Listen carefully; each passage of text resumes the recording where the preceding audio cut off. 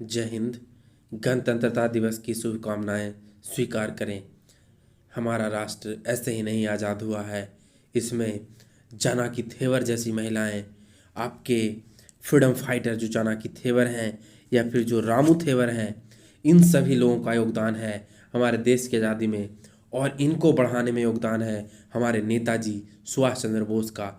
गांधी, नेहरू वगैरह स्वतंत्रता सेनानियों पे बहुत सी बातें होती हैं, लेकिन आज हम लोग यहाँ पे सुभाष चंद्र बोस जैसे राष्ट्र नायक को याद करेंगे कि वह एक तरह से राष्ट्र ऋषि थे।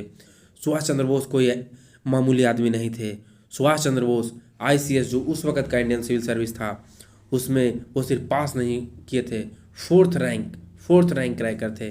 फोर्थ रैंक उनका आया था। और उस समय का जो आईसीएस था, सोचिए कि जब वो नौकरी करे तो किस प्रकार का उनका जीवन होता, किस प्रकार का उनका लिविंग स्टैंडर्ड होता।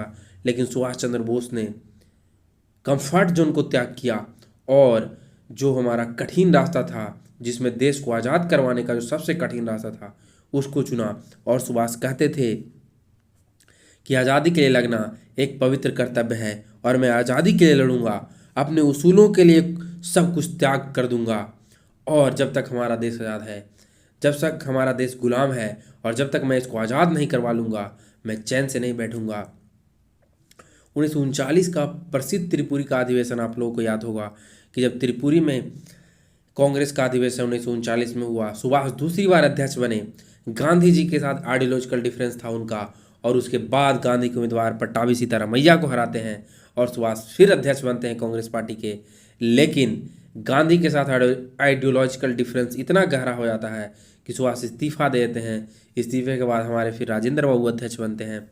उस वक़्त उनको सबसे ज़्यादा सहयोग करते हैं हमारे रविंद्रनाथ टैगोर। गुरुदेव कहते हैं कि सुभाष में करेज है, सुभाष में विजन है, सुभाष में मोरल फोर्स है, और जो भी नेता के पास इन सब प्रकार का जो विशेषता है होगा, तो वही देश का नेतृत्व कर सकता है। और गुरुदेव इनको देश नायक यानी कि लीडर ऑफ नेशन कहते हैं। आप सोचिए, कहीं महिलाओं पे इतना बात होता है, महिलाएं हमारे समाज में पीड़ित हैं। अभी नीट का मामला आप लोग देख रहे हुए, नीट की लड़की का मामला पटना में छाया हुआ है। समझिए कि सरकारें क्या कर रही हैं उसके साथ। तो उस वक़्त महिलाओं को अस्थाई कमीशन देते हैं हमारे आईएनए में, इंडियन नेशनल आर्मी जो सुभाष चंद्र बोस का था, उसमें महिलाओं को अस्थाई कमांड देते हैं, जिसका नाम था रानी ऑफ झांसी रेजिमेंट। और उसमें लक्ष्मी सहगल, जनाकी थेवर जैसी महिलाओं को आगे बढ़ने का अवसर मिलता है। सुभाष चंद्र बोस जो ब्रिटिश का सबसे बड़ा हथियार था आर्मी और नेवी, उसमें भी राष्ट्रवाद की भावना को बढ़ाते हैं। धन्यवाद।